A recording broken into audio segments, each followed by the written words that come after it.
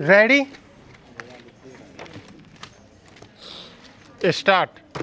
महोदय, रंग, लिंग, जाति, धर्म, संप्रदाय, भाषा, देश, प्रांत, पद, वाद, धन आदि आधारों पर मनुष्य में भेदभाव न करते हुए मानव मात्र की मूल आवश्यकताओं शुद्ध वायु, जल, छाया, भोजन एवं साथी की पूर्ति के लिए परस्पर सहयोग करना पावनता का धर्म है।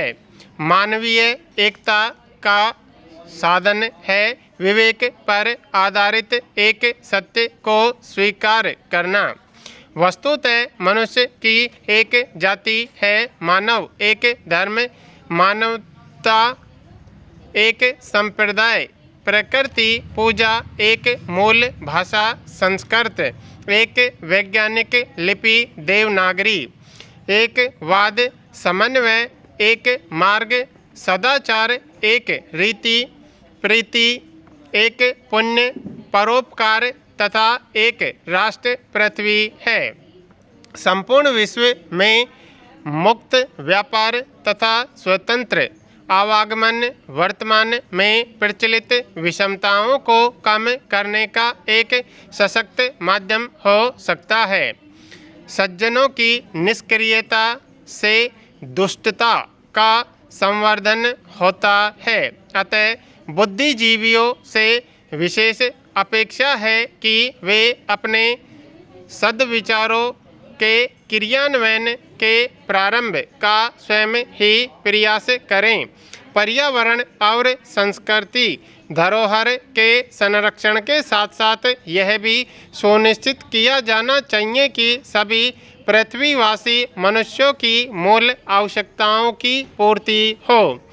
शुद्ध वायु, जल तथा छाया की तीन प्रारंभिक मानवीय आवश्यकताओं की पूर्ति हेतु धर्म स्थलों एवं सार्वजनिक स्थलों में बरगद, पीपल, पाकड़, गूलर, आम, नीम आदि वृक्षों का आरोपण तथा अन्य सफाई की सुविधाएं होनी चाहिए। पर्यावरण संरक्षण के लिए ग्राम्यांचल में व्यक्तिगत वनों का विकास किया जा सकता है। प्राचीन ऋषि आश्रमों की तरह इस वन आवास में कमल युक्त तालाब, स्वच्छंद विचरते हिरण, बंदर तथा पक्षी रहेंगे। पर्यावरण संतुलन की यह एक प्राकृतिक प्रयोगशाला होगी। लगभग 700 वर्ष पूर्व एक जब सूफी विद्वान जनाब अमीर सुखरो ने अपनी दो पंक्तियों की छोटी छोटी रचनाओं में जिस भाषा को जन्माया था, तब उन्होंने इस बात की शायद ही कल्पना की होगी कि यही भाषा एक दिन हिंदी के नाम से विख्यात होकर इस हिंदुस्तान की सबसे बड़ी भाषा के रूप में स्थापित होगी और विश्व की 2800 भाषाओं में विश्व की तीसरी सबसे बड़ी भाषा के रूप में उभरेगी। हमारे देश में 179 भाषाएं, 544 बोलियां तथा 1652 मातृभाषाएं गिनाई जाती हैं। इस विभिन्न तथा बहुभाषा भाषी देश में कई धर्मों के लोग रहते हैं। स्पष्ट है वे भले ही अलग अलग संस्कृतियों के वारिस हों, परंतु जब वे सदियों से देश में रहते आए हैं, तब वे एक ऐसी संस्कृति का हिस्सा बन गए हैं जो एक मिश्रित संस्कृति जानी जाती है। महोदय, हमारा देश एक राष्ट्र के रूप में है, भले ही इसमें कई राज्य हैं। अलग अलग राज्यों के निवासी होने पर भी हमारी राष्ट्रीयता एक है, हमारी नागरिकता एक है। इस एक नागरिकता के नाते हम इस देश के विभिन्न प्रदेशों में आ जा सकते हैं, रह सकते हैं, व्यापार कर सकते हैं, शिक्षा प्राप्त कर सकते हैं, रोजगार कर सकते हैं अथवा भ्रमण कर सकते हैं।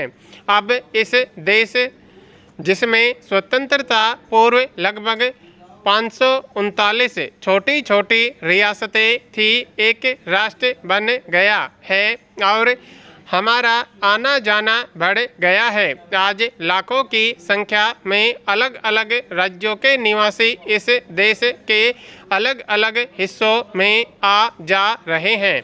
ऐसी स्थिति में हम किसी अन्य प्रांत में जाकर एकदम वहाँ की भाषा नहीं बोल सकते। रेलगाड़ी तो हमें कुछ ही घंटों में एक राज्य से दूसरे राज्य में ले जा सकती है, पर दूसरे राज्य में जाकर हम कुछ ही घंटों में वहाँ की भाषा नहीं बोल सकते। हिंदी भाषा ने हमारी ये कठिनाई दूर कर दी है, हमारी कठिनाई सरल कर दी है। यह वह भाषा है जिसने पूरे देश को एक तार में जोड़ने का काम किया है। अतः यह देश की सबसे बड़ी एवं प्रमुख संपर्क भाषा बन गई है। जब संपर्क भाषा के रूप में हिंदी की बात की जाती है तो हमें यह जान लेना चाहिए कि प्रत्येक भाषा के विभिन्न प्रयोजनों क्षेत्रों में अलग अलग प्रयोग शैलियाँ या रूप होते हैं। संपर्क भाषा के साथ साथ हिंदी रोजगार पाने अथवा रोजगार कमाने का भी साधन बन गई है।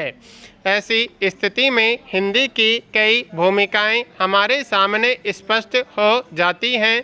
उदाहरणार्थ साहित्यिक भाषा, संपर्क भाषा, रोजगार विशेष से जुड़ी भाषा, किसी खास प्रदेश की प्रमुख भाषा, विभिन्न प्रदेशों को जोड़ने वाली प्रमुख भाषा, पूरे देश को जोड़ने वाली संपर्क भाषा और हमारी सामाजिक संस्कृति के मूल्यों एवं हमारे समग्र भारतीय साहित्य को अभिव्यक्ति देने वाली भाषा। आज आवश्यकता इस बात की है कि हिंदी के इन रूपों को ध्यान में रखकर हिंदी का अध्ययन एवं अध्यापन करवाया जाए। जब भाषा एक आवश्यकता बन जाती है तब लोग स्वयं ही उसे स्वीकारते हैं, अपनी जेब से काफ़ी धन खर्च करके भी उसे सीखते हैं। इस संदर्भ में हम अंग्रेजी का उदाहरण ले सकते हैं। हमें इसके लिए मिलजुल कर कार्य करने की आवश्यकता है और इसके विकास के लिए सजग रहना अनिवार्य है।